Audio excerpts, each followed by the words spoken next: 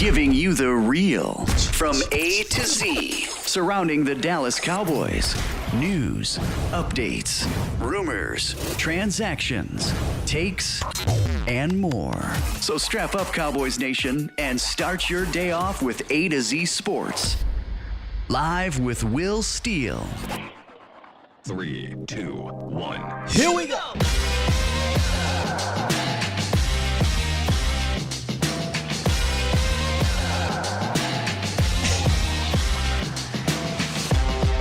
Good morning, good people. Welcome to A to Z Sports Live, presented by Underdog Fantasy and the Cochran Firm, streaming live on YouTube and Facebook. I am your host, Will Skywalker Steele. Boom!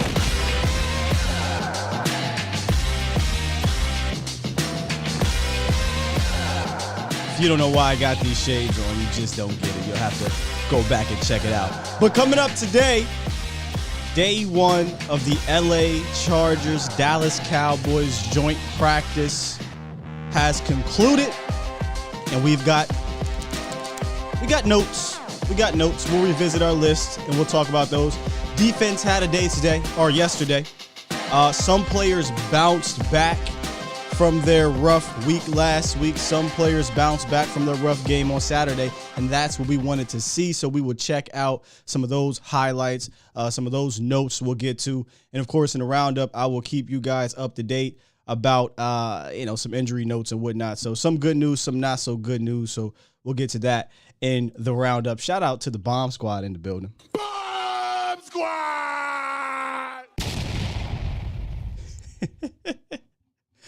I know y'all probably like, did he really come in here with these shades? Listen, I promise you, if you don't know why I got these things on, please go run back.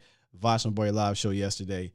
Hilarious, classic. Shout out to the Bomb Squad that's in the building. Now, as y'all know, I'm a little bit blind, so I'm trying to read these things here. Shout out to Lee. What's good, bro? 215, Khalil, Joey Vella, Mark Smith, Iceberg Q, 68, One Boy, Kevin Dickerson, Gregory, King Element in the building, Aaron, Don, Oscar, you almost made me say Don Trail. I don't even want to bring his name up.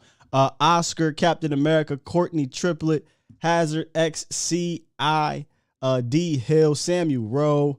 My ladies in the building, y'all. Jack Bynum was good, Professor Rowe. Sean Mike, 6 to Midnight, Stephen White, Roberto Ramirez, David J, CJ Richards, Ghost Face Thriller was good. James Rogley, Swain Peasy, Sir AD or APD. James Ruff, what's up? Jaws 88, Lemitra, Alpha Mason. I thought I saw Captain America up in here. Freddie H, Adam Mack. I mean, there's so many. Y'all, we're already almost 200 deep total, and I haven't even started talking Dallas Cowboys yet. T-Hawk and everybody else, I appreciate y'all for just joining me this morning. Y'all know the love I got for y'all. There is no Bomb Squad without y'all.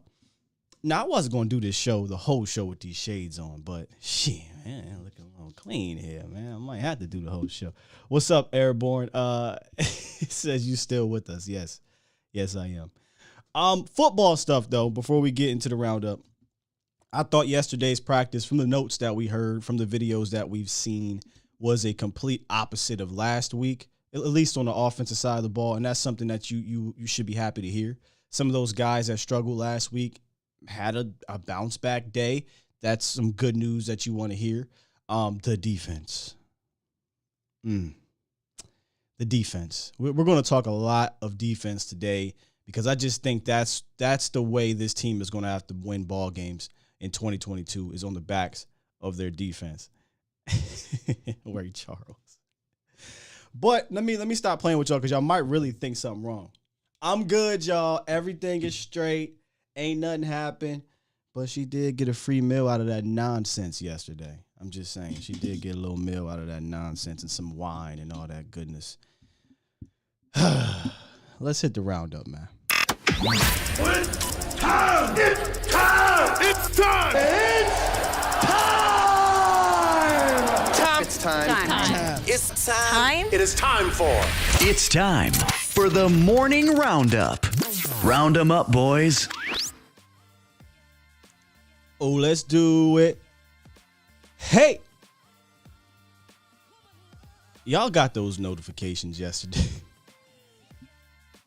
I got the notification. I saw the Twitter, but I was preparing for the other show, Vassambari Live, so I didn't really react. But notification, ding, ding, ding.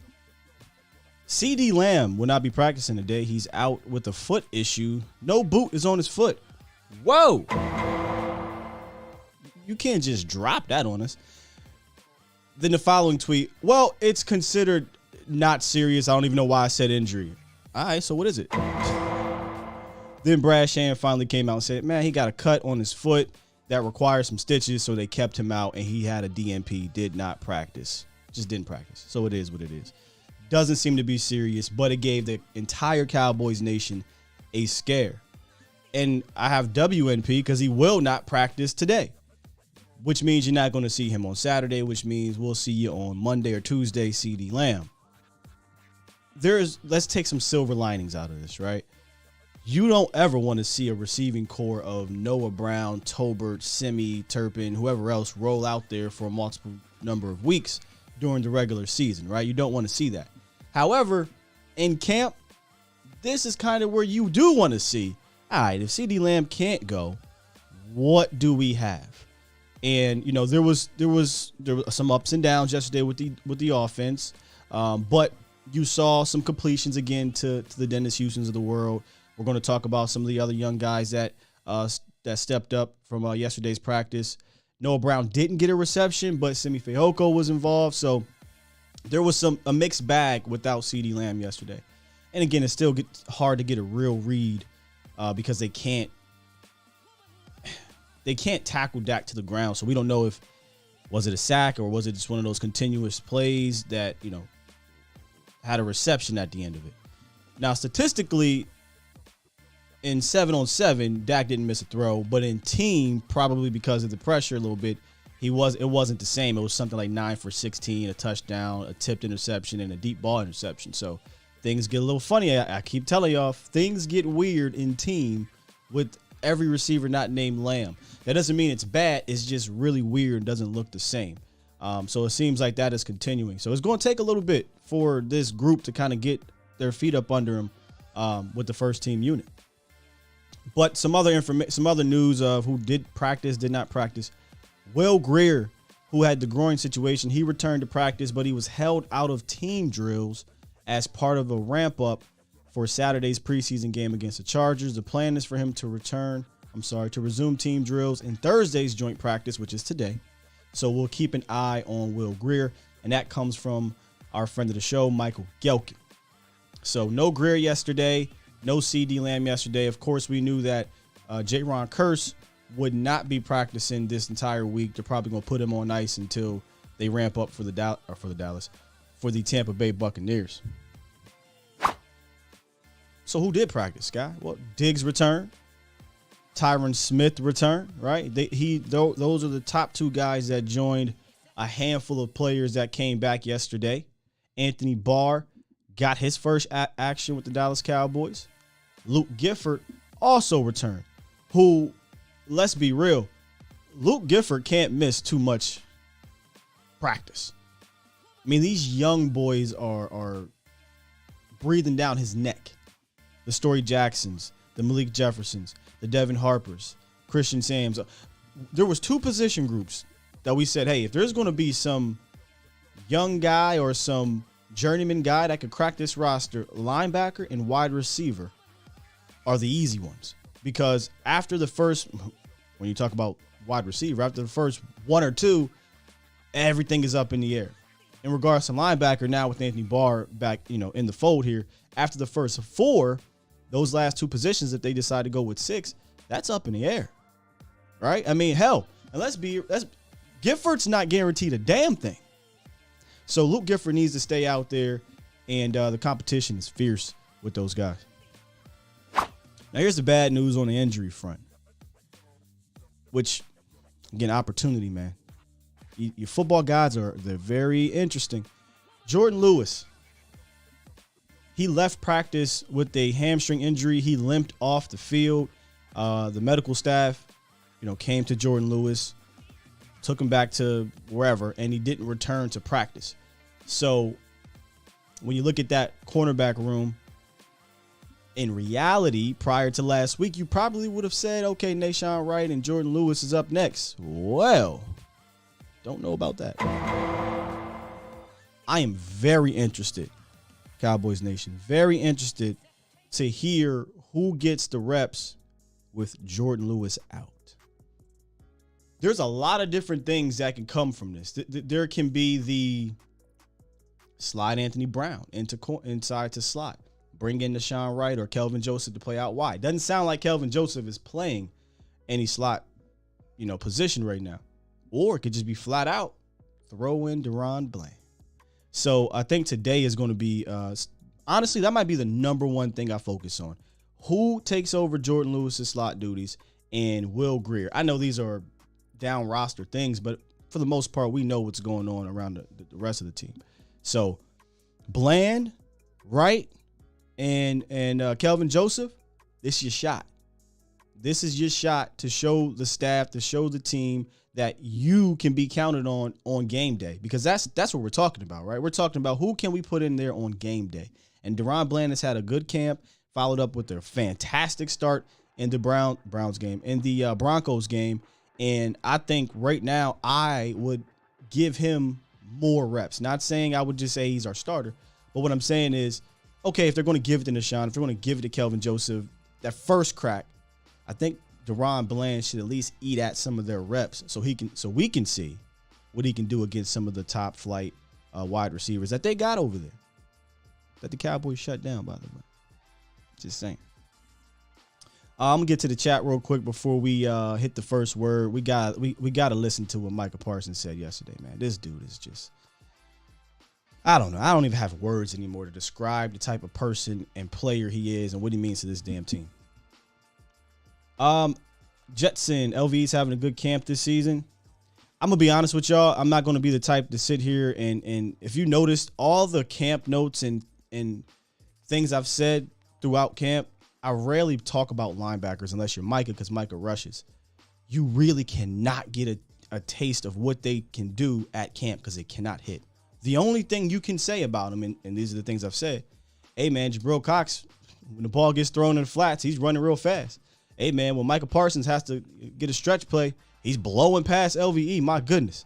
Makes him look like he's sitting on cinder blocks. That's not a knock to LVE. It's just Micah Parsons is Micah Parsons. But you really can't get a read on any of these linebackers, sans Micah Parsons, in training camp until you get to preseason. And for LVE, it's probably going to be until you get to the regular season. So I'm not really saying anybody's having a good or bad camp from the linebacker position because they can't really do things. That's why when you saw the Broncos game, the Christian Sams, the Story Jacksons, and the Malik Jeffersons were able to pop because they were able to literally hit these guys and not thud. Joseph will only be kept because he is a second-round pick. Sure. I mean, if he was an undrafted free agent, it's very possible. He moved on. Bland should be the guy. T. Todd, I'm interested to see if they give him more. Izzy did some one-on-one stuff. Got a pick on an underthrown ball by the way, the ball didn't have a good practice yesterday. Justin Herbert. Same Justin Herbert who threw 3 interceptions. They took one away, whatever, against the Dallas Cowboys in week 2, before we even knew what this defense was, without Randy Gregory, without DeMarcus Lawrence, threw 2 interceptions, should have been 3, only scored 17 points. And this is the guy, this is your king. This is the guy everybody is saying is, and I like Justin Herbert. But all the reports come out of yesterday was Justin Herbert didn't look that great. And Justin Herbert was pretty pissed off. Shout out to the Cowboys defense. Will Bernie says we definitely need to bring in another receiver. CD's foot injury should be a warning sign. Mr. Bland, come on down, man. This linebacker group is going to be solid. I think the defense, man, this defense. CJ says, why is LV not playing in preseason games? Now, CJ, I don't think they need to see what LVE had. They know what LVE is. Plus, He's been in the league for 4 years. He's been dealing with, or five, going to his 5th year. 3 out of the 4 years, he's dealt with some type of injury. I don't think you want to throw LVE out there, right? Like, we know what he is. We know what he is. But yeah, man, y'all got to listen to what Micah Parsons had to say about yesterday's practice, the defensive practice, which from all accounts was one of their best, if not their best practice to date. Now, they've been whooping on the Cowboys offense, but let's just be honest. The Cowboys offense currently constructed, especially yesterday, is not the same as a Chargers offense that has all those weapons out there and whatnot. So this is what Micah Parsons had to say in today's first word about his mentality, right? That Lion mentality and the tempo and how they want to kind of keep this type of defensive mentality throughout the rest of camp and honestly carrying into the season. Yeah, I think today we came out, really competed hard, especially made big strides from last week. I think everyone came out today. It was great to have some of the guys back that might have sat out last week. And, I just felt like the energy was there, and that's kind of like the standard we need to play with every game this year. Going against that offense, they got explosive playmakers. How did y'all do, and what does that say about y'all defense? I thought we did a great job knowing what they have and what we did today. I thought we dominated as a defense. And, that's just setting the tempo and standard for what's to come this year. As competitive as you are, obviously plays don't stop in practice when you get a sack or when you make a splash play. Is that frustrating at all, or what's that experience like? It gives me another chance to hunt. That's all that is. I like, even when today I was dog tired, but I usually just try to push through it because it ain't always gonna be easy, and you gotta learn how to go even when you can't breathe. So I just kind of keep that mindset, that lion mentality, to just always go, even when it don't go your way, because you're not gonna get the first gazelle. Sometimes it's the third, and you gotta keep hunting. You know what I'm saying? So that's always the mindset.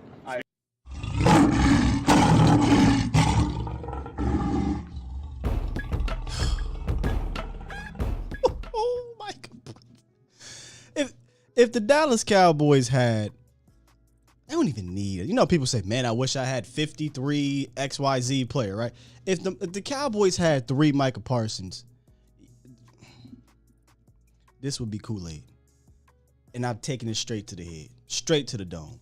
The dude is just different.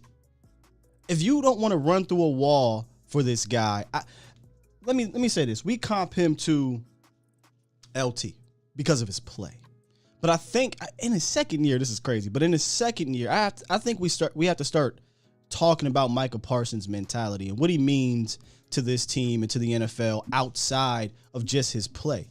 Meaning, can he galvanize the franchise? Can he galvanize the defense? Can he raise the level of play with his word, with his demeanor, with his behavior, et cetera, et cetera? I know a lot of people don't like this player. One of my favorite players growing up, maybe because I was kind of into that rah-rah stuff. But Ray Lewis was able to do that. Not everybody felt Ray Lewis in Baltimore. Sure, was his antics a bit wild, but it didn't matter. When it was time to suit up and go, Ray was able to do it. I'm not saying Mike is going to go out there and whose house is this? Oh, house. And them dogs in the house. Nah, I ain't saying he's going to do any of that. I'm just saying Micah Parsons, he brings an elite level mentality to this team combined with elite level play. And I'm be honest with you, I don't know the last time the Dallas Cowboys have had that combination on defense. I mean, not in this JG and Mike McCarthy era, that's for damn sure. And that's a big shout out or salute to DeMarcus Ware. But that wasn't DeMarcus Ware. We know DeMarcus Lawrence. I mean, he tried it with the whole Hot Boys thing, but the Hot Boys thing, in my opinion, didn't include everybody. It was kind of a sector inside of the locker room, and everybody wasn't jive with that. So I just think Micah Parsons is just a different dude, and I don't care if he's in his second year. I think he's a top 10 football player in the NFL. I don't give a damn. And you could say I'm overreacting. You could say it's just an interview, Scott. That ain't even the point. He's just different, y'all. He's just different. I love how Ray plays same. Same. Our safeties are beasts. I love Ray. I'm vibing with you, Sky. Feel me? You feel me? Micah just different, man. And if you got a Micah, at least on that side of the ball, I feel like I got a chance every single week. You would think that you said about a quarterback, and I do say it about Dak, but I feel that way with Micah. Real quick before I get to you, set it off, Chris. Hold tight. Let me get to the Twitter streets and get to these notes, man. Shout out to Clarence Hill. Clarence Hill said the defense dominates, and it's one of his top 5 notable things from camp. Here are some of his notes that he had to say about the defense. Speaking of Micah Parsons, Pro Bowl linebacker had multiple sacks. Defensive tackle Osa Odigizua and Neville Gallimore dominated up front, with each recording a sack. Now, if you pair this with the notes from the staff writers on .com, shout out to Pat Walker and Kyle Yeomans and Nick Eaton and all those guys, this is what they said. There's no other way to say it other than the Cowboys' defensive line looks as dominant as it ever has.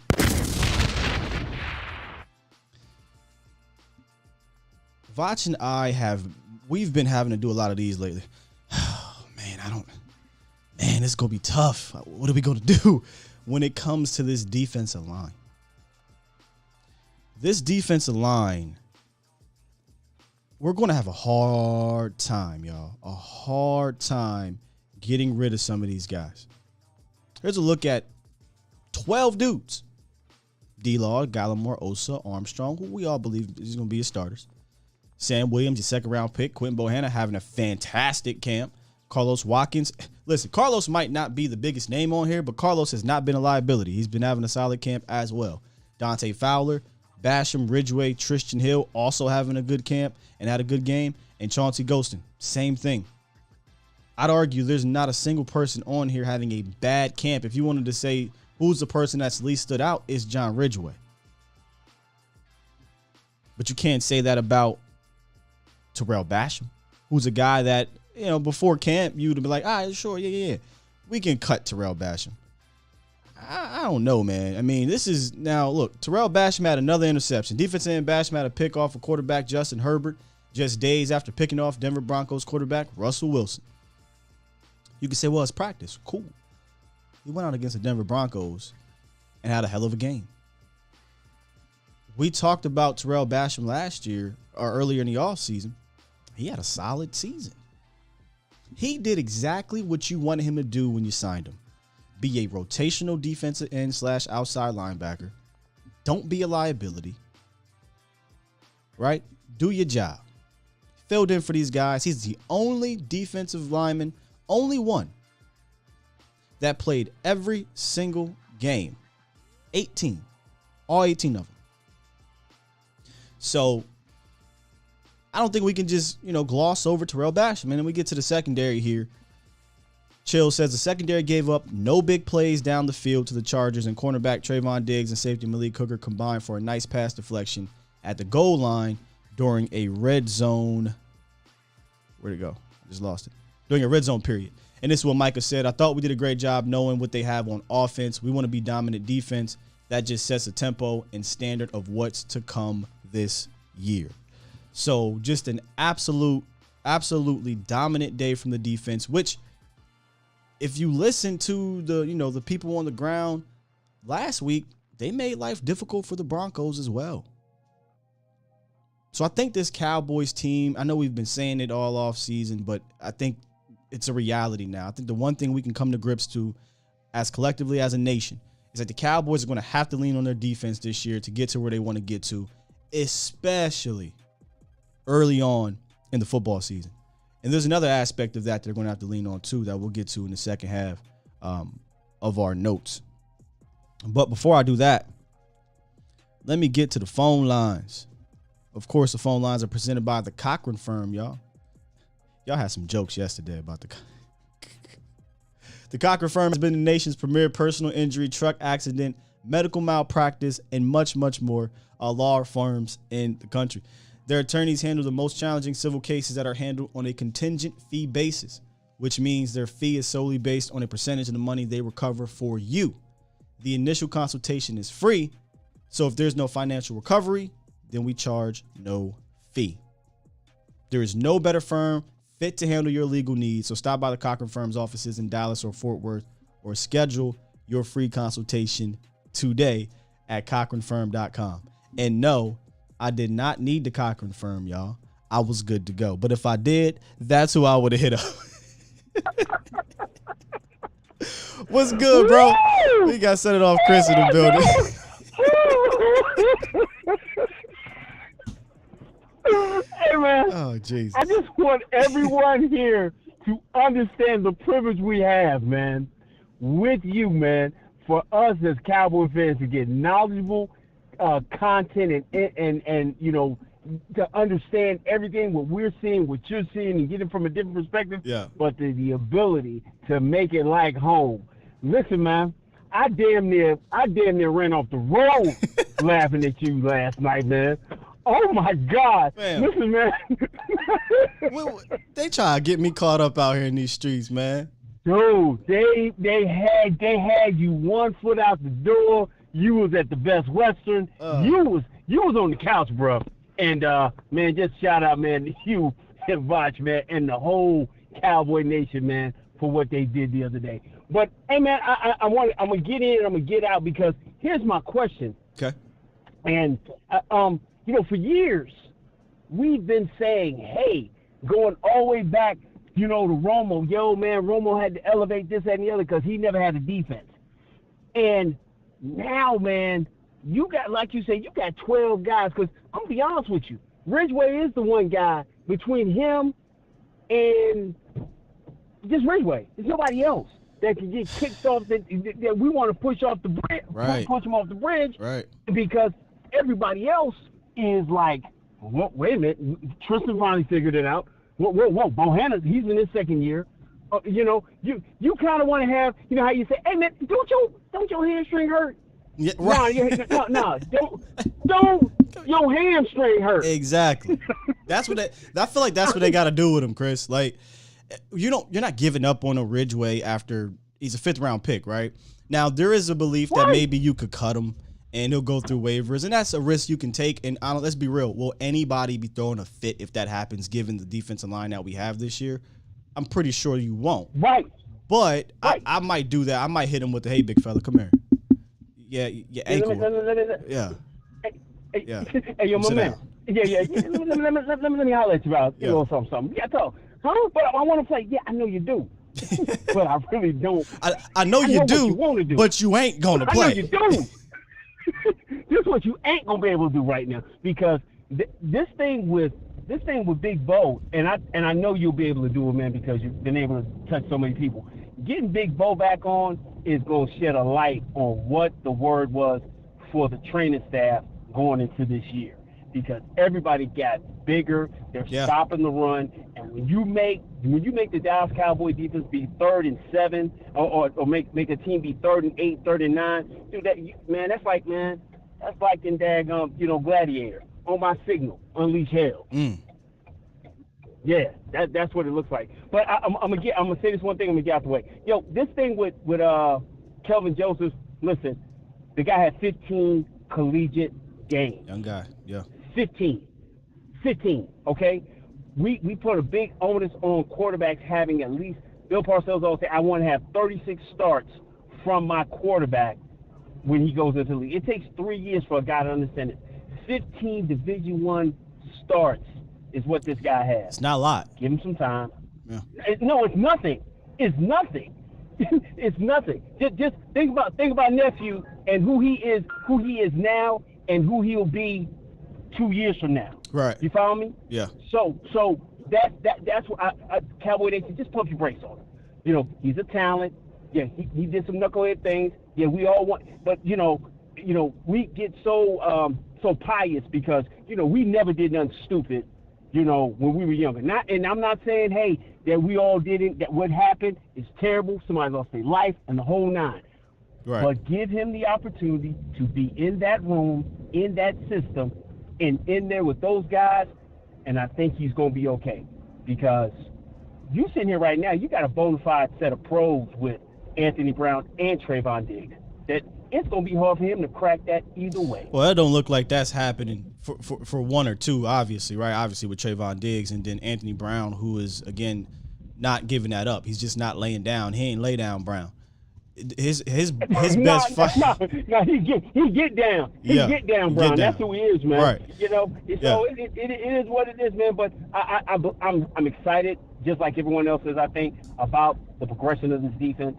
And man, and we're not gonna you ain't gonna try to slide that drop that you hit with the line roar, man. And that's one of the coldest drops, man, out there, man. That's hot, baby. That's hot. You try to slide that in real smooth, like, a little bit. You know, I see you play, boy. I see you play. I'm gonna have to take that and use it anytime we start talking about Micah. I'm gonna just either that or I'm gonna have Lion King playing in the background.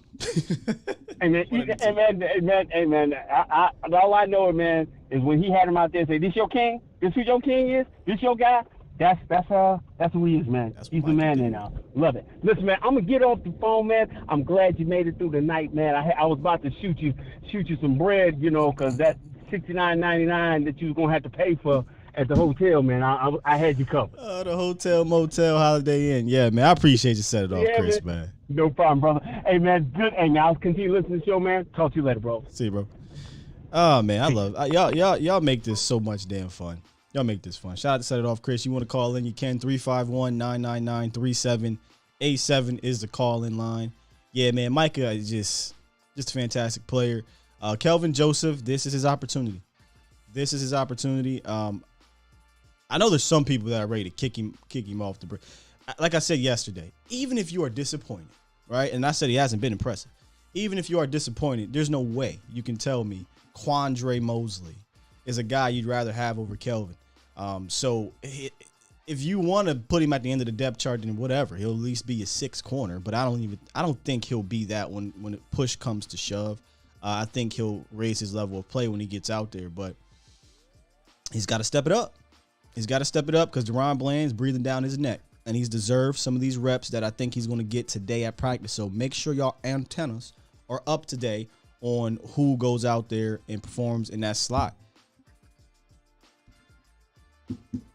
Had to pause real quick because let me ask y'all. Go ahead. We're gonna go ahead and just put a goddamn. I'm gonna put something in the chat if I can find it. Can I do that on here? Yes, I can. I could do a poll. I got you 972. Then we'll get to the second part of our notes. I'm gonna ask y'all this question: who should get what's his name? Jordan Lewis slot snaps today? Bland or KJ? I'm gonna put KJ. We know Wright's not gonna do it, right? So ask community. I probably shouldn't have did it that way, but whatever. All right, so I got the poll up there. Who should get Jordan Lewis's slot duty snaps today's practice? Deron Bland, Kelvin Joseph. Now, I probably should never said it that way because Kelvin Joseph is probably going to play outside and they move Anthony Brown inside. But if we're just talking slot, this is why I did it the way I did it. I'd go Deron Bland. I mean, this isn't about knocking Kelvin. It's just that the stuff that I've seen from Deron Bland from the slot, right? And I'm talking about from the slot, not necessarily on the outside, just from the slot. I loved it. Honestly, it looked like what you wanted Kelvin to look like. Now, Kelvin showed some of that physicality last year. Kelvin tackled well. I think he's a physical corner and things like that. But he played 7 snaps in the slot last year. So he didn't play a lot in there. Boy, Deron Bland looked comfortable. So I'm saying he looked comfortable. So I think I'd say, all right, look, Deron, you up first. Let's see what you got in there. And then if they don't want to put Kelvin inside, then you say, AB, you go in there. Kelvin, you outside, right? Let's see what you can do. And if this is what we got to roll with, now we know we can work with. Because now Kelvin got to go up against Keenan Allen. He has to go up against Mike Williams, right? These type of guys. And that's what you want to see. So just keep an eye on that, Cowboys Nation. Keep an eye on that. And where we at with this poll? I already know what y'all finna say. Yeah, we 72% so far. Deron Bland, 28%. Kelvin Joseph. Let's get to 972. What it is, what it do. Skywalker. This is Tyrone from Irvin, bro. Tyrone from Irvin? Yes, sir. Yes, You sir. better call Straight off on the, Tyrone. What's up, Tyrone? Not much, man. I want to preface this question real quick with Tyrone Smith. I think he's overdue for a healthy year. Like he can play 17 games this year. I'm hoping. Everybody thinks that he's gonna automatically miss a game, but he's overdue for a healthy year. So hopefully he stays healthy. But with if he does happen to go out, what do you think we're going to do on swing tackle? Well, what's your ideal move if he has to happen to go out? Boy, Tyrone, can you please? I'm putting my cup out right here. Can you please sprinkle some of that Kool-Aid in my? This ain't coffee, but in my drink here, please. And it ain't liquor or nothing like that either, y'all. Put some of that Kool-Aid. Sean Lee, remember Sean Lee used to get hurt every year, and then he had that one year where he wasn't hurt. He played all the games. So this is that year for Tyrone Smith, man. But if all right, so to be fair, scenario, he has to go down for a game. To be fair, we're all rooting for that. I am just, me. Yeah. I'm all about what is, and what is happening right now for Tyron Smith is he's been missing games for the last 6 years. So that's just what I'm expecting to happen based off the data I have. So I'm trying to prepare for that. Right. So what happens if he goes down? When he goes down, Josh Ball is who they have right now. That is your swing tackle right now. Is Josh Ball, and this would be a perfect segue when you get off the phone here. We're gonna start talking about some of that. So that's just it. The answer is short, sweet, and simple. It's Josh Ball. Okay. Until they sign somebody to compete. Let me run this by you because I know Zach Martin. His preference has been to stay at right guard. But how about? I don't think that he's just completely like if we need him. We can't rely on Josh Ball.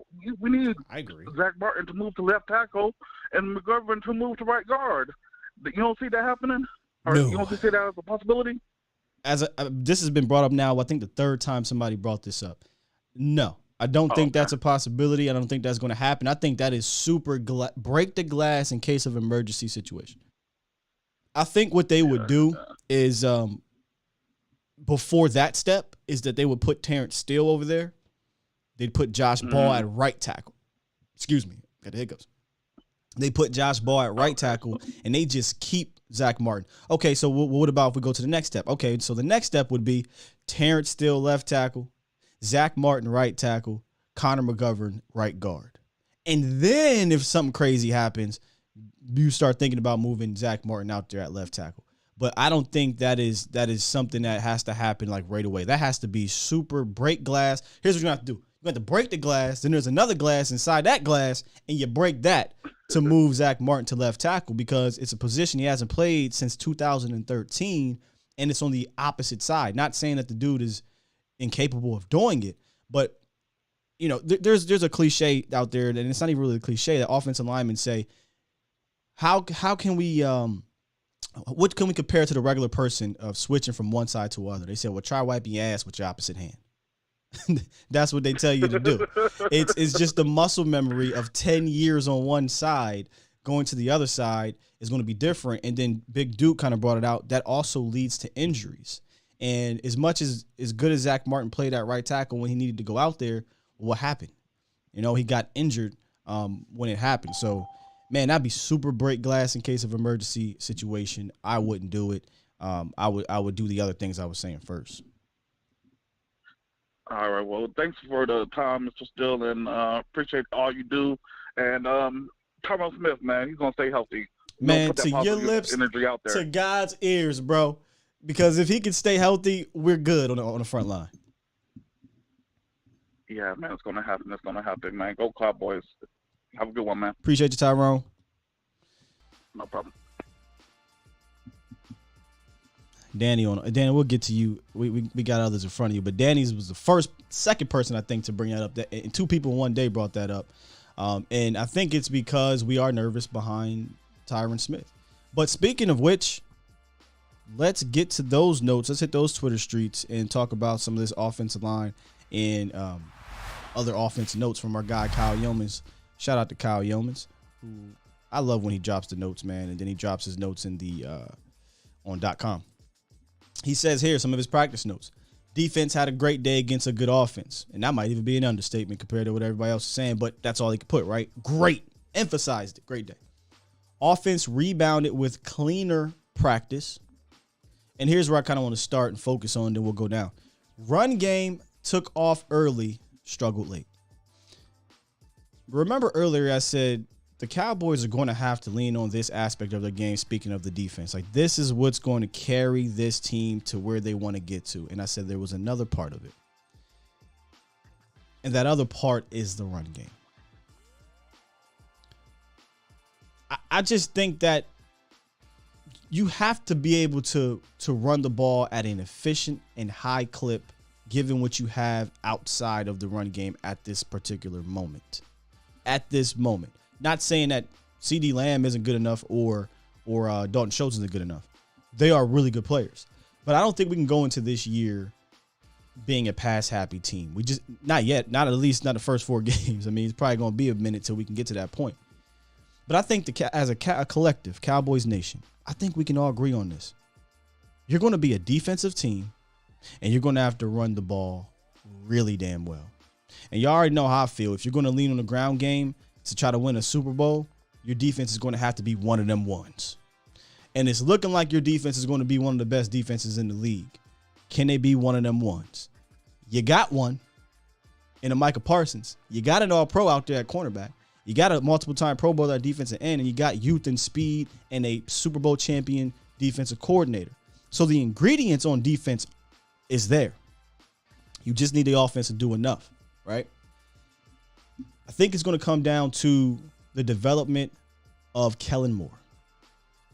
Can Kellen Moore sync this offense with the defense? Don't think that was done enough last year, but the offensive coordinator, we've already ripped Kellen Moore to shreds throughout the offseason. It is what it is. He's going into his 4th year. Let's see what he can do. I've kind of hinted at this on the Voss on Brody live show, on here. At camp, at least, the offense it doesn't look like that same pass-happy offense. It doesn't look like this spread them out, throw it around a yard offense, unless they're in a 2-minute drill. There's a different tempo to it. There's a more physical aspect to it. Maybe this is Mike McCarthy, got in Kellen's ear. Maybe Kellen understands, all right, I tried this for 3 years. We're not the same type of offense. Let's see if we can, tweak this. Something just feels a little different. Not saying it's going to be different. Just saying something feels a little bit different in the process, in the approach. I have no idea how that's going to translate on game days. I'm just saying maybe Kellen has taken all the criticism and is tweaking what he needs to tweak. We'll see on game days. But you're going to have to lean on this ground game. You're going to have to lean on this offensive line. And firstly, you're going to have to lean on this defense. Just point blank, period. As we keep moving down there, the top of the show, I said, hey, man, we heard that some of these guys that struggled last week and struggled in the game have bounced back performances. You love to see it, as they say, the young people say. Cooper Rush and Dontario Drummond had their best practices. Now, Drummond is not included in this, but hey, Drummond enters the chat now at wide receiver. Because let's think about it. The position group, I don't think it's anywhere close to being settled to start the season. Obviously, Tolbert ain't going nowhere. He's your 3rd round pick. You got CD Lamb, and if there's any indication on what they think about Noah Brown, it's go look at the Broncos game. They not benched him. They sat him, meaning they believe in him. So Noah Brown ain't going nowhere. So those 3 guys are here. You know what their roles are likely going to be. But outside of that, it's up for grabs. It doesn't matter if you're undrafted free agent Dennis Houston or Dontario Drummond. Doesn't matter if you're a 5th round pick from last year, Simi Fehoko, or UDFA from last year, TJ Vasher. You go out and you have good practices, that's a plus. That goes in the plus department, and you'll get more opportunities, hopefully, as camp continues and in preseason. I think Drummond did have a reception in the preseason game, so did Dennis Houston. So it's good to hear about Drummond entering the chat for this wide receiver group. It's good to hear Cooper Rush from multiple people said this was Cooper Rush's best practice. All right. Coincidentally, it coincides with Will Grier coming back to practice and throwing. So maybe that competition, lit a fire under Cooper Rush's ass, which that's what you want. So I'm really going to be focusing on, like I said earlier, how does Will look now? Now, think about it, Cowboys Nation. Cooper Rush came out, had his best practice. I know Will was sitting back here like, good job, man. Good job. But in reality, he wants to get out there and prove it. So I'm pretty sure that room, and then you got Danucci, who had a good game on Saturday. But I'm pretty sure that room, there's a super competitive atmosphere in that room. And we'll see today, Will Grier, say that 3 times. Will Grier go out there and raise his level of play and unseat Cooper Rush's performance from yesterday, or will Cooper Rush build on top of that? I mean, use a Jason Garrettism. Stack good days on top of good days. Let's go back to the notes. Another guy, or I'm going to talk about Tyron, but another guy who, didn't have a great week last week, didn't have a great game on Saturday, but bounced back. And then you might be like, well, Sky, it says had ups and downs. What did we talk about yesterday on that list? We said we wanted to see Steele and Josh Ball against Mac and Joey Bosa. Listen, we understand they're going to get the best of these guys from time to time. I just wanted to come out of that practice, but did he win a few? Did he get a handful of these reps? Did Josh Ball, did Terrence Steele get a handful of these reps? One. So, I don't got a gang of 7 like Brian brought us, right? But I'm compiling what I can compile from the people that have boots on the ground down there in Dallas or at the Star. So I reached out to I don't know, I'm going to leave it up to y'all. We're going to have a little name, like the gang of 7. I don't have a number yet. I'm still building on that number. But I reached out to my little gang, and I wanted to ask about this offensive line, and in particular, Steele and Josh Ball. So I flat out asked my guy, boots on the ground, hey, man, how did Steele and Josh Ball look? Because I saw some clips, and I saw Steele getting some pop in the run game, but I didn't see too many, clips of the pass game. I didn't really see any clips of Josh Ball. And this is what he said, quote, yeah, he had a solid day. I thought the O-line battled well, man. It wasn't an easy challenge, but if they got beat, they got back on it. This is Joey Bosa. This is Khalil Mack. You're going to get beat sometimes. But if you win some of these reps, which Kyle Yeomans did say in his tweet, right? He had a tweet, I think, underneath it. He was like, hey, listen, I understand that, listen, they ate his lunch, Josh Ball a couple times, but he won majority of a lot of those pass rushing reps against these guys. Yeah, he got beat for some sacks. So did Tyron Smith. So this is an encouraging thing for Josh Ball. Remember, we talked about building on top of some of the good things you did. I'm going to take it. I don't give a damn if it was a sack, fumble, whatever, when he was getting beat. Did he beat them? He did. Let's take that dub and move forward and hope Josh Ball builds on top of it, because it doesn't look like they're bringing any guys in anytime soon. So I'm going to just say this for me. I'm probably at the point now after this week, if they don't bring in more competition, what is the point of talk about swing tackle anymore from a free agency standpoint? Let's just hope like hell Josh Ball continues to progress, and when it gets called upon, he can be a guy for you. I'm not ready to go there yet. I'm taking this thing. We talk about week to week in the season. I'm taking this thing day to day with Josh Ball. So there was a positive out of camp yesterday against the joint practices, Josh Ball. And then Turpin turns up. I think we're at the point now. I mean, he's probably making this team. He's another guy who didn't have a great Saturday game. He wasn't great, but like Cooper Rush, like Josh Ball, he kind of bounced back. And Pat Walker was doing Pat Walker and Kyle Yeomans were doing the live or whatever. And he had this great catch on the sideline, right? Cooper Rush threw a dime, by the way, just dropped it there. Great catch on the sideline, had multiple other catches, and it was probably one of his best practices of the day. So I think Pat got a chance to ask him some questions. And one of the quotes that came away from that little interview or what have you, that walk-off interview, was this. He said, special teams, I could do that in my sleep. I'm trying to show the NFL that I can play receiver at this level. Speed kills. That's what I do. With my speed, I feel like guys can't check me. They can't do anything with me. Well, okay, Turpin. I see you. I hear you. Now, can we get this specialty player involved? That would be the thing. And he went on to say a few more things about him being here in Dallas. I think it was something, and I'm paraphrasing. Hey, me being here allows the Cowboys to open up the playbook. And that's true. Like we said, there hasn't been a guy on this roster like Turpin since Lucky Whitehead and Tavon Austin, right? A guy you can do some of those gadgety things with, a guy you can do send him down the field, take the top off the defense. Now, he's a little dude. He's 5'9", so I don't know how many times you're going to send him down the field. But when he gets in there, he is your speed threat. All 5'9" of his ass, but it doesn't matter. He's your speed threat. So how will Kellen get him involved?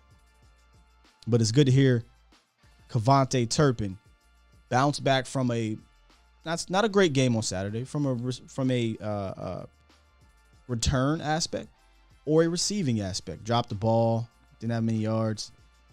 Second in targets at 3, and had one reception, 2 receptions, something like that. And his returns were, I was hoping he'd pop one, but I think he will. I think it'll happen. So Cooper Rush, Josh Ball, Kevontae Turpin. That's how you bounce back. Let's see if we can carry it over for day 2. All right, let's hit the phone lines. We got 920 on the horn. What's good, 920? Hey, what's up? This Carl from Wisconsin. What's good, Carl? Yeah, I miss you, brother. You back now? Oh yeah, wasn't you supposed to? You was supposed to holler at me down there at Kent. Yeah, I was there. Was you staying at the Courtyard? It's the Marriott. I think it was, brother. I can't even remember. I think it was the Hilton, but it's like the Hilton Garden Inn. That's what it was. The Hilton Garden Inn. Oh, okay. Because I don't. Did you go live? I don't think you went live. Oh yes, I did, brother. We went live 3 times. I was with. Yeah, I was. I know that West Coast did something. Mark Holmes and who else? I didn't go live at camp. Like I'm not doing that. I didn't have my phone out going live at camp. I went live at the hotel. I did my morning show at the hotel, and me and Vosh did the afternoon show at the hotel. And I was looking for you. I was like, all this, but I met Mark Holmes, West Coast.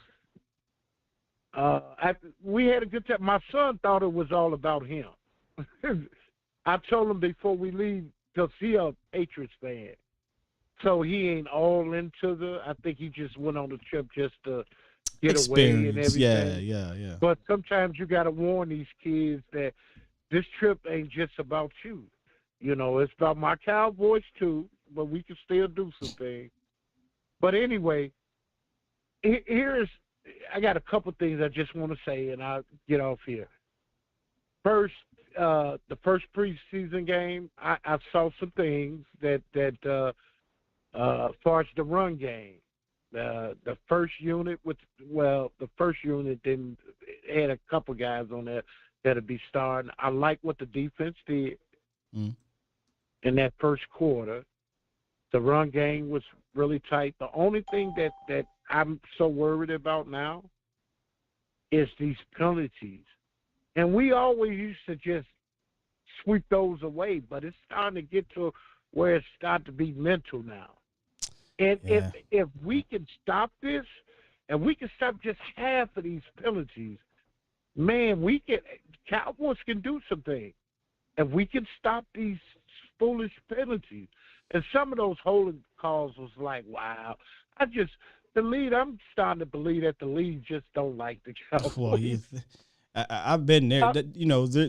That's one conspiracy theory that I am fully on board with at this point. And that's why I always say, listen, man, it ain't going to be called the same when the Cowboys come to town. So we just got to find a way to get through it, unfortunately. This isn't new. Law Nation put out a a statistic from since 1996 that they've been called the third most penalties on them since 96. So, bro, this ain't new. Yeah, I'm just like that hold on Tyler Smith. Okay. The thing is with him, if he grab you, that's a done deal. And I think that one holding call, like, come on, are you really gonna do that? But another thing I like to just say, that Turpin, what's his name, Turpin? Yeah, Just give him a chance. I heard you say something about give him a chance. You know, this is his first preseason game. Well, I don't think anybody is down on Turpin. I think he's getting the chances. Yeah. And the thing about it, he was pretty much upset on a couple of those returns where he could have, I could have done this. And one of them he called a fair catch. Yeah, the first one, like he caught a fair catch on the first kick, and it was like a yard in. I could be wrong. Could be 2 yards in. But nah, Turpin, we ain't doing that. You need to bring all those out. Like, nobody's going to get mad at you for bringing it out in preseason. We got to see what we got here. Right, exactly. And I was like, wow, come on, you can't do that. That's why they got you to even bring it out of the end zone. Sometimes with these kickoff returns, I see a lot of great return guys bring it out in the back of the end zone and bring them out because they know this is going to always happen when you get these touchbacks. Yeah. But another thing, I was looking at all season last year. All season last year, I was looking at 7 drives, and it could be more. 7 drives that the Dallas Cowboys off penalty that were forced out, either a turnover or they had to punt the ball on 7 drives where they was in field goal range. And that's what they need to clean up most. I'm not worried about. I think their defense going to be probably in the top 5. In the top 5, I put them in the top 5. I think their defense. But as far as the penalties, if we can cut that down, I guarantee you that this team can go far. If that's what you're banking it on, then you're going to be very disappointed. I'm just preparing everybody. Like, we got to and I'm not coming at you, Carl, but this has been kind of a reoccurring theme. All right, the 17 penalties happen. We understand. What makes you think anything is going to be different? I'm just curious. Because, I mean, like we can't keep saying, man, if it wasn't for those penalties, the Dallas Cowboys, boom, boom, boom, boom, boom. Because at the end of the day, I hate to be Stephen Jones, sure, the penalties have hurt you. No doubt about it. The penalties didn't hurt you when you had an opportunity to go down there and score the game-winning touchdowns twice against the 49ers. The penalties ain't hurt you when you had the opportunity to make a stop against the Arizona Cardinals and get that W. You know what I mean? The penalties ain't hurt you when you got the ball in overtime and you couldn't go down there and score against the Las Vegas Raiders to end this thing.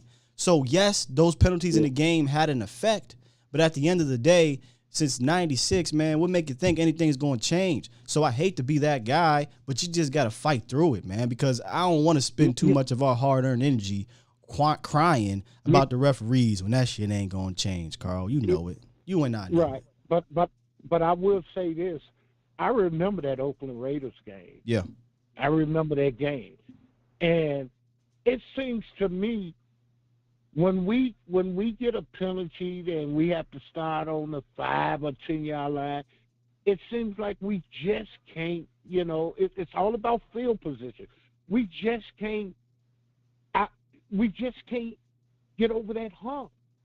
When we start in deep like that, we just can't, and then we're going to have probably a penalty or not two. Listening, whoever your and name is here. Yeah, not you. I'm talking about somebody in the chat that says, somebody say, if you think penalties didn't affect the games. That's not what I said. Like, I got to listen. People do this in the comments too. I never said they didn't affect the game. I literally said they affect the game. But they didn't cost you. They're not the reason why you didn't score twice You had 2 opportunities against the San Francisco 49ers to go win the game. That's not the reason why you lost that game that's not the reason why you couldn't punch it in or whatever at the end. Same thing with the Cardinals. Same thing again in Kansas City, right? When you lost to Kansas City. You had opportunities to win those games. Penalties or not. And what makes you think things are going to change is what I'm saying. So let me ask you this. In your own words, what caused us that game? Which one? At the end. Which At one? the end. San Francisco. You got bullied up front on both sides of the ball. That's why you lost that game. Penalties did not help. Don't get me twisted. You know what I mean? That played a part in it. But if you win the line of scrimmage in those games, you probably win. Even with the damn penalties. You lost the line of scrimmage early and late. And then I come to see what you said because I've seen the Cowboys win. How many games they win? 12 games. What exactly? You went 12-5, and you was one of the worst penalized teams in the league. Exactly, Carl. You know what I mean? Yeah, I get it. I get it. Yeah. And listen, y'all, I'm not trying to dismiss that concern.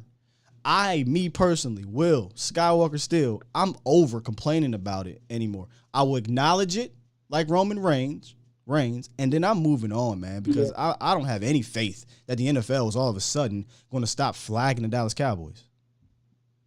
Yeah, yeah. But the thing that started mental with me is just, I just think that these refs probably just, some of them, I won't say all of them, just don't like the Dallas Cowboys. Sure. It's always, I'm like this here in Wisconsin, man. It's so many Cowboy fans here you wouldn't believe. In Wisconsin, you wouldn't believe. And the thing about it is, people just hate Dallas. I don't see why. I don't see why. In closing, brother, in closing. Yeah. But I tell you what. Hey, Carl, I appreciate the call, man. It's good call. We got a couple more callers on the horn. I'm gonna get to them, man. Okay. Let's go Saturday.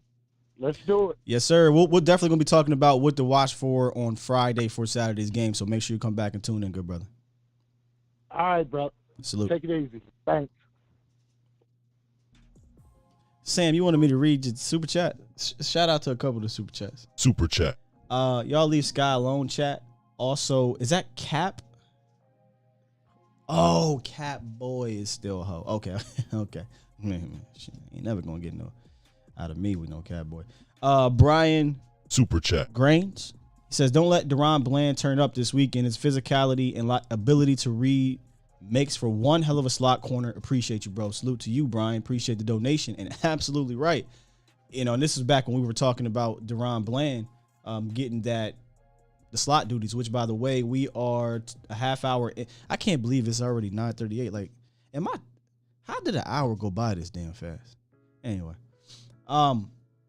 who should get Jordan Lewis's slot snaps? 71% of you say Deron Bland. 29% says Kelvin Joseph. So that's where we're at. Yeah, y'all. I don't mean to listen, man. I'm not. Don't be like me. If y'all want to do that, if y'all want to after the games and stuff want to do that, feel free to put all of that into the penalties and stuff like that. I get it. I was that person for a long time. I used to argue with my friends. We got screwed. We got cheated. That's why we yada yada yada. But now, after years of that, and after kind of coming to grips with, that shit ain't gonna change, is it? All right. So how do we overcome this? Were we able to win in spite of the penalties? What happened in between all of that? Were there opportunities? It's tough. It's tough love. It's not fair, probably. But when I talk about those specific games, you go back, you still had opportunities. And that's kind of where I'm at with it, man. So don't be like me. If y'all want to lean on that, feel free to do so. I just don't want to spend a lot of energy on this show complaining about the flags all the time. After the game, we'll acknowledge it. And now let's talk about what happened within the game. Right? That's all I'm saying, man. Let's get back to the lines.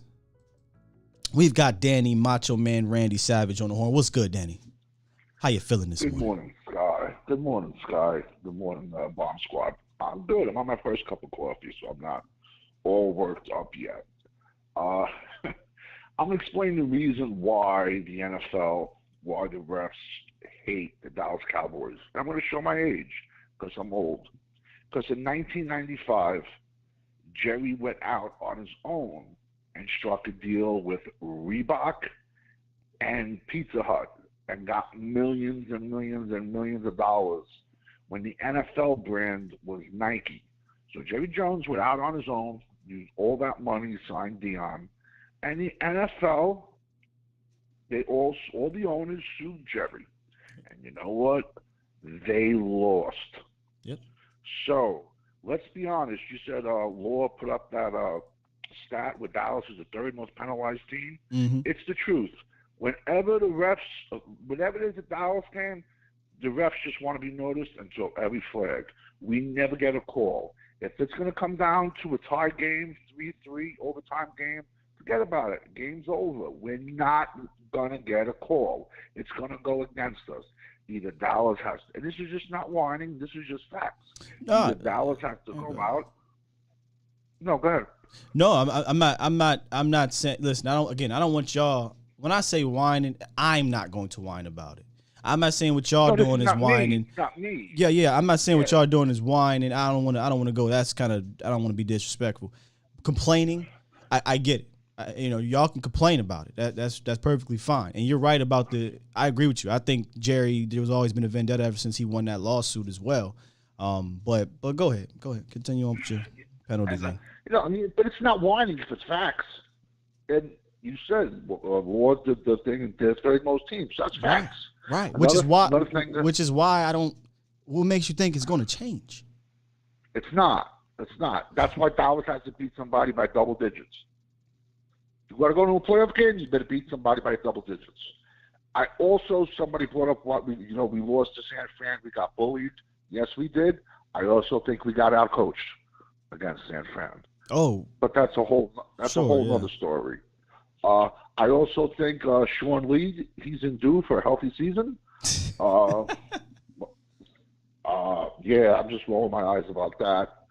Listen, I think every one of your shows, we could just talk about offense because the defense is there. The defense is there, and I don't think we have anything to worry about. Yeah, I'm not any concerned. Position. So we can talk about O-line. I just want to make a comment. Sure. I got laughed at. The other day I said I can find a Terrence Steele in Division 1, 1AA, 122, 2-3. Deron Bland, he wasn't even invited to the combine. So that just shows you, and he wasn't on my radar. What the hell Deron Bland got to do with Terrence Steele? No. What I'm just trying to say is finding talent. This kid didn't even get invited to the combine, and he's blowing up like crazy. And I was just Terrence Steele didn't get drafted, and he's a starting right tackle in the league. 100%. But he still went to the Shrine Bowl. He still went to the Senior Bowl. He still went to the combine. And I'm just trying to say, Bland, he didn't go anywhere, and Dallas still found him. I was just trying to make a comparison. But you tried to make a comparison, while downing your own man. Yeah, Terrence Steele ain't shit. I can go get me a Terrence Steele in Division 3. Like, come on, brother. Well, okay. You got that right. I'm stretching it a little bit there. Like I said, they didn't show much of yesterday's practice on TV, or maybe I missed it. I just saw Tyron get his ankles broken by Khalil Mack one play, and then I saw a couple of good plays. And that is the problem. That's the problem with these little ass highlights in these. No. I ain't talking about that. I'm talking about what you just said. Oh, I just saw Tyron get worked. He did. He did get worked on that play. Yeah, but what you don't know is that Tyron Smith also worked Khalil Mack because they're not posting that. This is what goes through my crazy mind. Can we get a drone? And when they have these practices, we do the A to Z Cowboy special. We put a drone right over the practice field. Listen, me and Vach is already in the works next year. If they do any of these joint practices, that's where we're trying to get to. We're trying to get to the joints. All right, good. I'm seeing. Look, bro, you guys, two young cats. I'm an old man, and we're thinking on the same level. You know what I'm saying?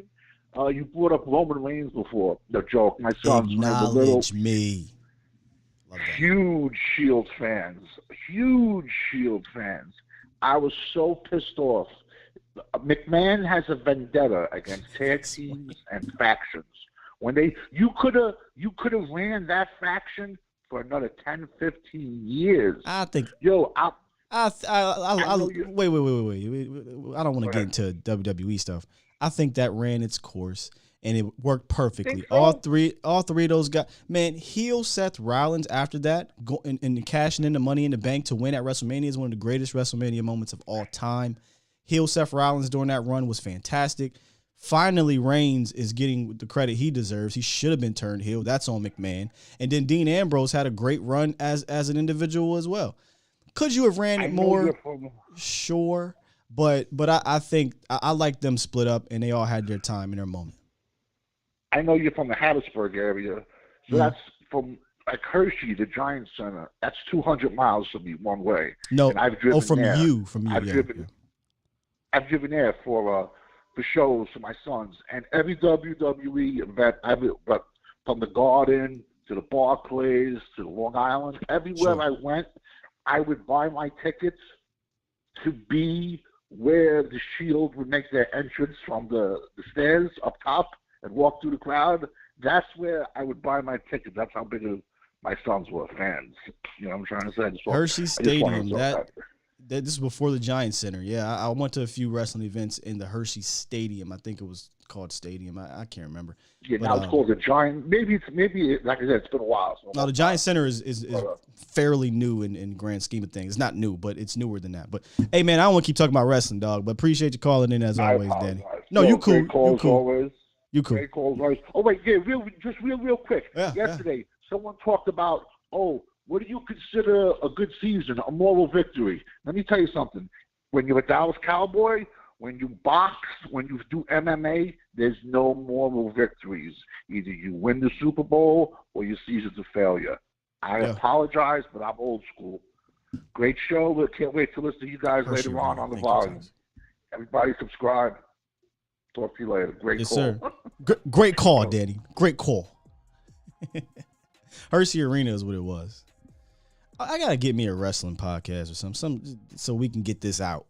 Danny, I love it. I could talk wrestling all day, but we here for football, so I appreciate y'all for dealing with us here.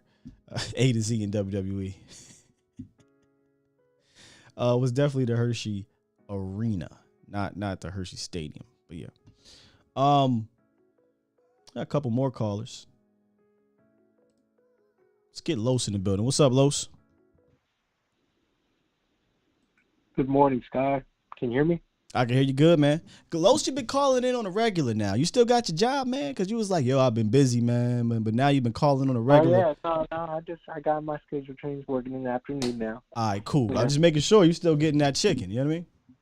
Yes, sir. Yes, sir. You gotta put the food on the table. Indeed. But let me say this. I'm giving you a number to look for, and that's 23. 22.5 sacks. That was Strahan and Watt's record, and they're tied for the most sacks in the NFL. Parsons. You think Parsons he wants is to break that record. About it. So I'm excited to see a player like Parsons have that mindset and motivation to elevate himself, but this team to play better on defense. And not many people can, do that to the team. Not elevate themselves in play, but elevate their team. And to have him, on our side of the ball, man, that's a dime of a dozen. You know what I'm saying? Yeah. And once he figures you out, whether to beat you with speed or explosive power, most people forget he has hands and the bend. So let me just tell you this. Let me just say this, Los, and to Cowboys Nation out there about Micah Parsons. I hardly talk about some of the top guys on this team. I hardly bring up Dak and Cam. I'm hardly bringing up Zeke. Hardly bringing up CD, Micah, or whatever. But Micah Parsons looks like an improved pass rusher. That's scary as hell. Like, when I say improved, I mean from a technical standpoint. He's a smart kid. I don't know why that was. I said this when he got drafted. People were knocking his football IQ. I was just laughing like, are you kidding me? But see, y'all don't know Micah, so y'all assume this dude is not a smart player or smart. I don't know what they thought. Micah's smart. So you can see he's a smarter player. He's a more technically sound player, and he's still stupid athletically gifted, right? If he's a better pass rusher, I'm with you. He can get that record if he wants it. Will the Dallas Cowboys need him to? Probably not. But it's just going to be curtains for guys. You saw, and I hate to cut you off, you saw in this clip right here, a running back try to block Micah. Man, get the hell out of my way. You saw the same thing with the LA Chargers. They tried to block him with a linebacker. He literally threw that man out of his way and would have been a would-be sack. It's going to be hard to game plan against this man, and I'm just so excited and I'm here for it. Exactly, Scott. And, you know, this is just his second year. I mean, that's scary in itself, man. And I'll leave you with this. And you tell me if this is a key stat that's going to be key for the Cowboys this year. Defense and offense. Goodness they need to capitalize on third downs, whether that be driving the ball, getting off the field, and having an opportunity either to send a pass rush or who knows that can happen because, you know, all it takes is a playmaking opportunity, you know, for a field possession, right? And I think last year they were, from what I see on Google, they were 10th with a 42.98% completion rate on third down, which is not bad. You know, you're not in the bottom, but you're not top 5 either. But the Cowboys? Yes, the Cowboys were 10th. Offense, right? Offense. Yeah, they were top 10, and they were even better. They were top 10, right? Right, Los? Yeah. But they were even better. They were even better before all those, you know, the injury situation happened. Defensively, they were one of the best, if not the best, defensive third down team in the league. I think that can carry over and continue to be a top 5 unit on that side of the ball. But yeah, the third down percentage is very important statistic. And that's what I hope Cowboys can keep building off of, especially this year with less weapons. You've got to find ways to either take that ball away or keep driving the ball and score because, you know, your opportunities are going to be limited, and I'll leave you with that, Sky. You have a great morning, man, and enjoy your show like always with A to Z Sports. Peace out. We got a Los voiceover. Appreciate you, Los. Yeah, I mean, again, I don't come on here and talk about the top guys. That's what makes y'all, all 500 plus of y'all that have been in here for over an hour. We're gonna go ahead and wrap up this show here in the next 7 minutes. Phone line's open. I'll keep it open, but I'm gonna close in a couple minutes. Y'all can sit in here and we can talk about the fourth corner, the guard, which I ain't bring up either. Tyler Smith had his up and down day, but again, you want these things to happen now. We ain't got to talk about the low-hanging fruit, and y'all rock out, so I appreciate the Bomb Squad. Bomb Squad! All 500 plus of y'all that was in here today, salute. Go ahead, hit that like button if you enjoying the show. If you enjoyed the show, that is our virtual currency, as my guy Vosh Lombardi likes to say. Landlord from Alabama, who is just crushing content, man. Y'all give a big salute to Landlord with the super chat. Super chat. He says, I heard Micah finally slayed Slater. Listen. Hey, Landlord, let me ask you something. Was you a rapper in your day, man? Because Landlord get on there and start spitting. And this is how I know you might have been a rapper. I could be wrong. But I see you be bopping when you speak. You know what I mean? Like you in the booth. Clarence. Nah, seriously, though. I feel like you just great with words, man. But, yeah, I heard that, too. Nobody want to talk about it. Shout out to West Coast. I went over, he called in the Vosh show yesterday, and they told us in the chat that he recorded the practice. So I said, let me go see. I almost clipped this out on purpose, and maybe I'll do it after the show. Micah Parsons had a rep against Rashawn Slater where this ain't look like a rep from last year. Micah ran into Rashawn Slater. You just saw Rashawn pop back, got him out the way, got at the quarterback. I think they threw the ball or something like that, or blew the whistle dead or something, but I said, ooh, nobody's bringing this up. Why? When Rashawn Slater was beating Micah Parsons last year, everybody was bringing it up. But what did we have in our list? Do I still got my list up here? I sure do. I wanted to hear about Micah versus Rashawn Slater. I'm going to keep that in the tuck. They wanted to keep that one in the tuck, Cowboys Nation, but Micah got at the young man. And that ain't saying Rashawn. It ain't about Rashawn being bad. It's just how good Micah Parsons is or has been. All right, we got one more phone call, and then we're going to get back into the chat. And go ahead and end the show, man. Go ahead and end the show.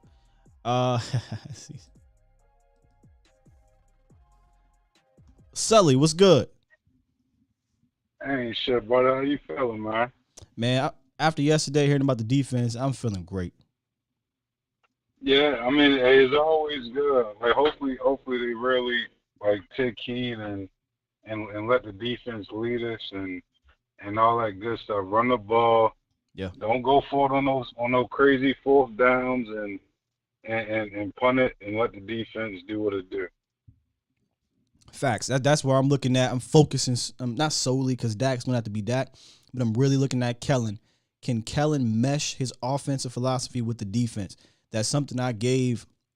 What was our guy before Kellen? Scott Linehan.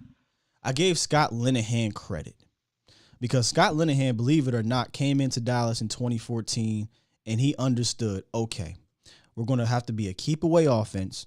And this defense is going to have to be an opportunistic defense, right? Like we can't come in here and try to be this throw it around a football team that they've been or that I've been as offense coordinator. So what did he do? He ran the damn ball. He became more of a open up everything from the offense. I got a veteran smart quarterback, so we'll be smart with it, and we leaned on our opportunistic defense. Shit, now this ain't no opportunistic defense, Sully. This defense is legit. So I'm with you.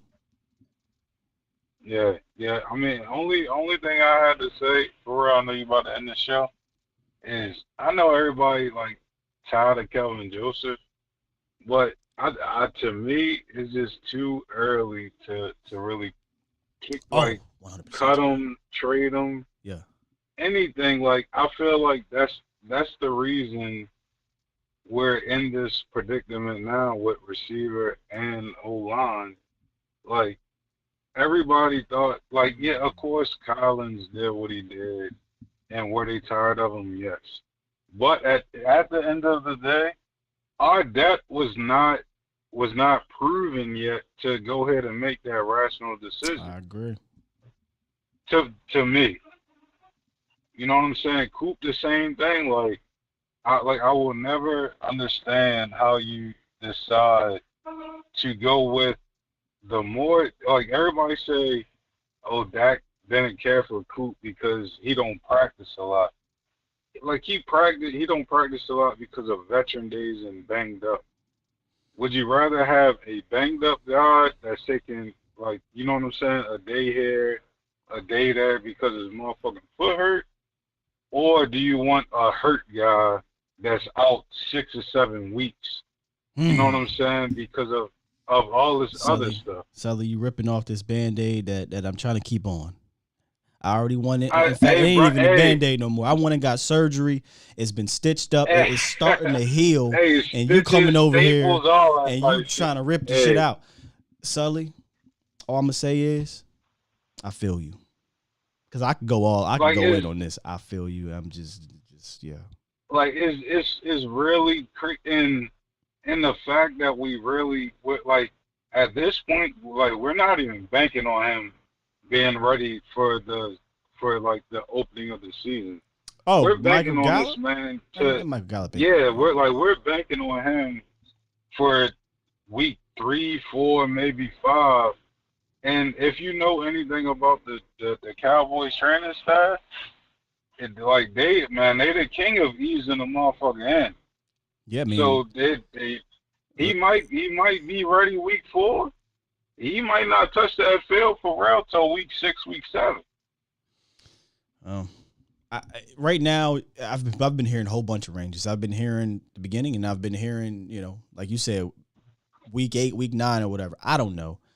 The bottom line of this situation with Michael Gallup is you're going to have to lean on your hope of when Gallup returns. He returns and he's going to come in here and he's going to be fine right away type of situation. And then CeeDee Lamb and then everybody else.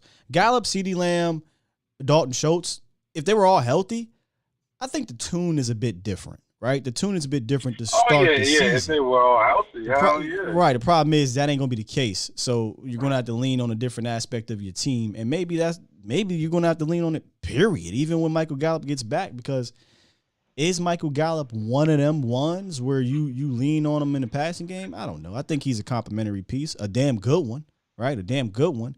But he's obviously your second best wide receiver on this team, so you're gonna need him back. But to start the season, yeah, you're in a bit of a pickle at the wide receiver position. So you got to win different ways. I mean, I feel like the main thing that we can hope for is that he won't be in the shell of himself like that. Whatever week he come back, whether it's 4, 5, 6, whatever. Hopefully, when he come back, he like, man, fuck it, like fuck this injury. Here's my optimism that I'm going to hold on to about Michael Gallup. Logically, logically, he's probably going to take a few weeks. It's an ACL. It ain't an ankle sprain. It might take him a few weeks. Right. But here's my optimism. Go back and watch the Atlanta Falcons game. He had a couple good catches, man. He had a pretty solid game for the opportunities that he got in that game. That was his first game back from the injury against the Tampa Bay Buccaneers. So, he's not stranger to coming in and being a presence right away. Yeah. Yeah. Hey, and one last thing, and I'll let you go. All right. Like how, like, I really don't get this whole Tyler Smith. I feel like some of those miscommunications from last Saturday is because he's splitting reps. Like, I really don't understand. Okay, with McGovern. Yeah, with McGovern. Yeah. But I just don't get how, even us as a nation can really, you can blame him because he's a first-round pick. But at the end of the day, it's like, bro, why are y'all playing around? Give him the fuck, they're obviously setting McGovern up for the swing guard. But bro, put this man. What'd you say? I don't think he should be a swing guard. That's my opinion. I think he should just be your right guard. But I don't know, man. I don't know why they're doing that either. I don't think you can lie to our faces and say that, hey, you just don't trust Tyler Smith. He hasn't looked ready, or he hasn't. That's false. I thought he had a really good game. Given the circumstances against the Denver Broncos, I thought he's been having a good camp. So, I said earlier this week, this is the week. This is the last week for me that I'm going to give them a little bit of rope with this whole in and out thing, snip, snap, snip, snap. After this week, if Tyler Smith continues to progress and he shows in the game against the Chargers that he's still doing well, I think you just got to rip the Band-Aid off, throw him in there, and let's get ready for Tampa. Yeah, you got, because we've already seen McGovern with these big hogs, and shit, him and Biot, at least if you don't have one guy that can get bull rush, at least only have one guy. If you have McGovern and Biadasz next to each other, that's just. I'm gonna leave you with this. That's the center competition is the one I was actually looking more forward to seeing them do exchange reps with. They just haven't been doing that. I would have loved to see it. Fournier was my guy. The way they were talking about him and what I saw last year a little bit, I was like, man, I want to see him get some tick, and it just isn't really happening. It doesn't happen because they always have to be right. I don't know why. They got to show that they got to show that they hit on another another center from what is it, Wisconsin? He's a 4th round pick though. He ain't nobody that you got to be like, hey, I got to keep him in there. Yeah. I don't know. That shit crazy. Man, these fucking Cowboys in this front office, man. Yeah. These motherfuckers taking years off my life. Hey, man, just hold up in there, Sully. Hold on in there and just try to lean on some of the. I'm trying, man. Hold on. Motherfucking hair thinning. Motherfucking, you feel I'm snapping at the kids more often. Oh, no. They got you. Sit y'all little asses down. God. Hey, man. Hey. I'm trying. We just gave up a sack. Sit down. Damn, Sully. If y'all wasn't talking, they would have never gave up the sack. Shut up. You so wrong, Sully. Don't do that to the kids. Hey, I'm Team FTK. If you know, you know. Don't do that to the kids, man. Damn. The Cowboys Hey, it's all love. It's all. tripping. Hey, I give him a little snack afterwards, like, hey, look, man, Daddy was tripping. You feel me? Hey, dog. You feel me? Dak had me stressing out, man. My bad, y'all. Yeah, hey, man, go ahead and get that bowl of ice cream. Don't tell your mother, though. Mother, when the kids be like, you know how kids nowadays, no cap, man, no cap. Hey, we don't give a shit about no cat boy kidding. around here. You be Right. saying cat boy They around here. don't even know what I'm talking about. They don't know what I'm talking about. Damn, like, what Daddy, you mean, no cat boy? I said no cat. Ain't no goddamn no kizzy boy around here. What the hell wrong with y'all? All right, Sully, man. Appreciate the call, dog. Hey, man, hey, enjoy the rest of your day, bro. You too. Just don't be yelling at them kids because somebody got beat on the play. Hey, dog. they gonna get it. They gonna get it. Hey, if Tyler Smith don't start week 1, there's no TV for a week. Oh, but hey, Sully, that you wrong, dog. You wrong. All right, bro. We good with you. Sully ain't right, man. Take it out of them kids. Listen, I know how you feel, man. Listen, we all diehard Cowboys fans. Let's just keep it a bean here. After a bad game, when you come home, everything just different. Vach has this thing where the water tastes different, right? Get your water out when you win. Everything's different when you win and then when you lose.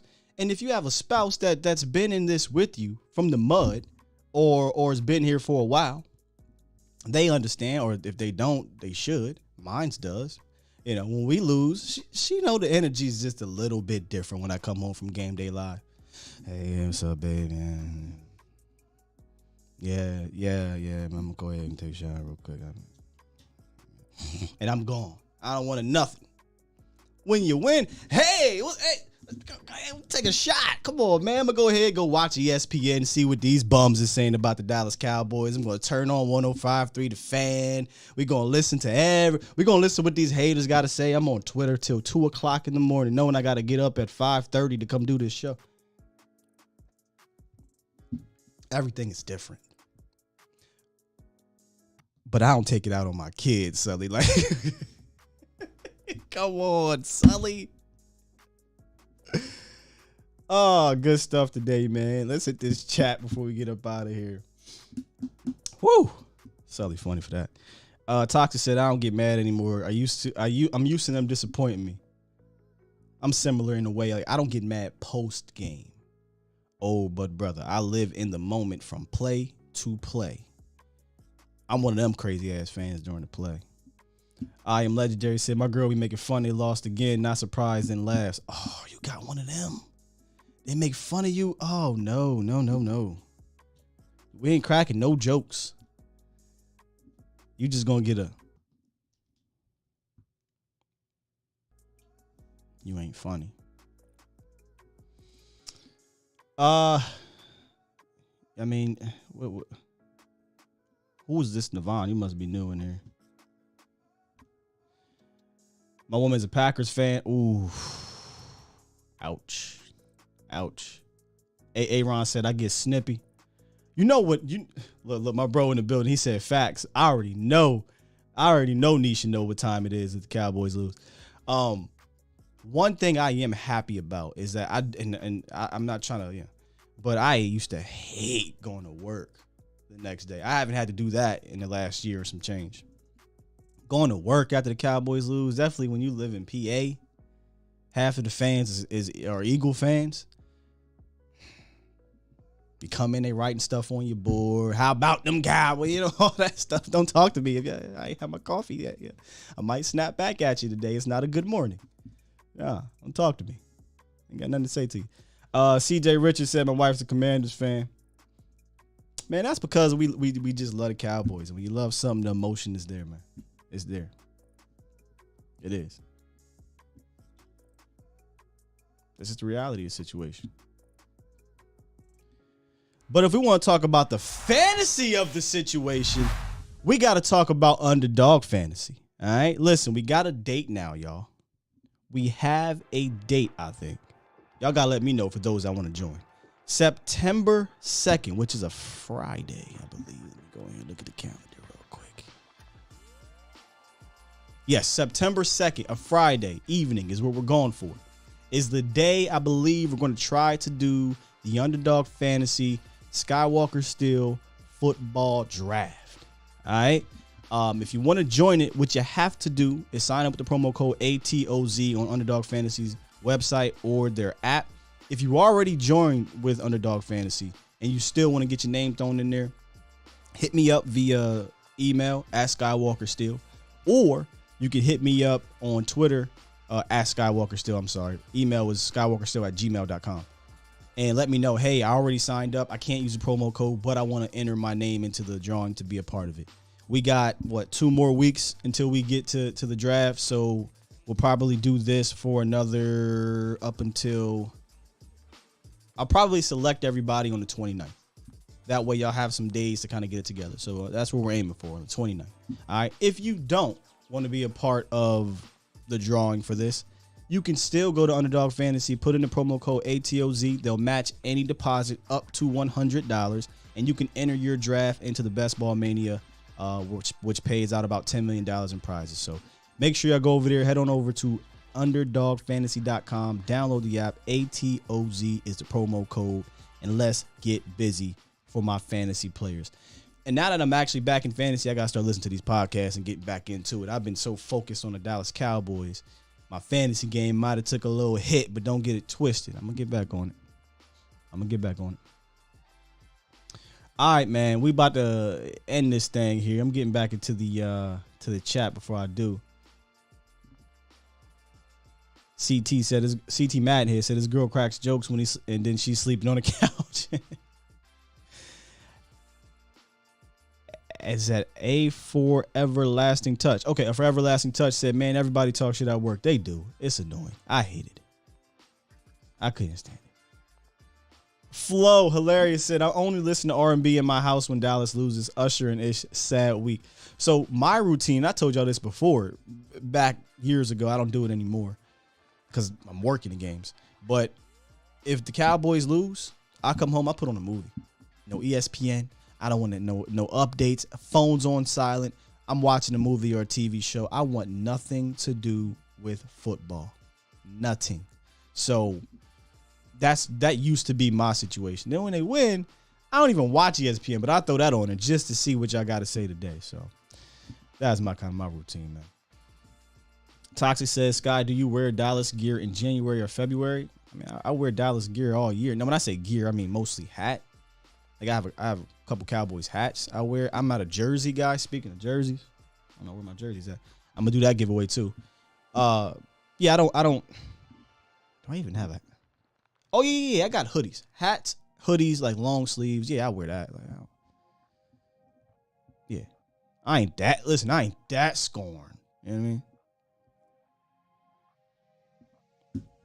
All right, man. With that said, y'all go ahead and hit that like button on the way out of here. Y'all still 400 plus deep up in here. We had a good show today. We didn't go 2 hours, so to me, that's a dub. I'm trying to cut down on this because during the season, what we're going to have to do is try to compartmentalize all this. It's just so much goodness and content we will get that I don't want things to be 3 hours every day. So one thing I forgot to mention yesterday, which was a Wednesday. Normally, since we're approaching the season, y'all know those who have been here since last year, Okoye would come on. We do offense versus defense, right? And then Thursday, we do defense versus offense or vice versa. That is how it's going to go during the season. Monday, we're going to review the game, raw emotions. Tuesday, we'll do a little bit of after further review, right? When I get a chance to check out some more film and we'll break down a few things. Wednesday, Thursday, we're going to gear up for the opposing team. And then Friday is kind of going to be a bit of a freestyle thing. We'll do some predictions and whatnot and have some fun with it. But I can't wait for the season because the structure is so fun. And we kind of go off with the whole mantra of 24-hour, 48-hour rule, right? Victory or loss. We'll talk about it. We'll get over it and we'll move forward. All right. Yeah, man, Okoye, I can't wait for that. I think we're still on for that. I'm a holler at him, get in our chat, I talk to him. But I think we're still on for that this year. And we'll probably try to mix in a few different things as well.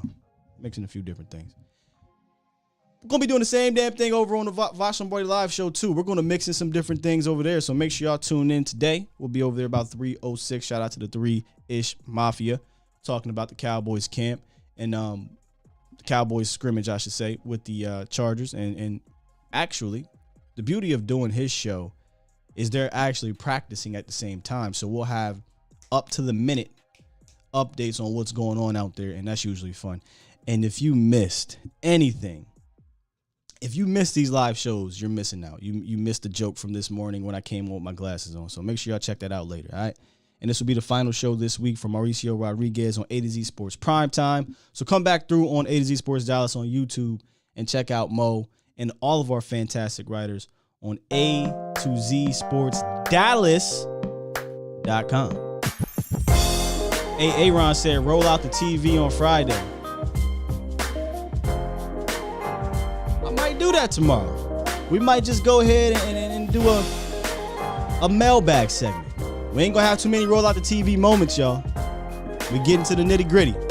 But we out. I love y'all. Peace.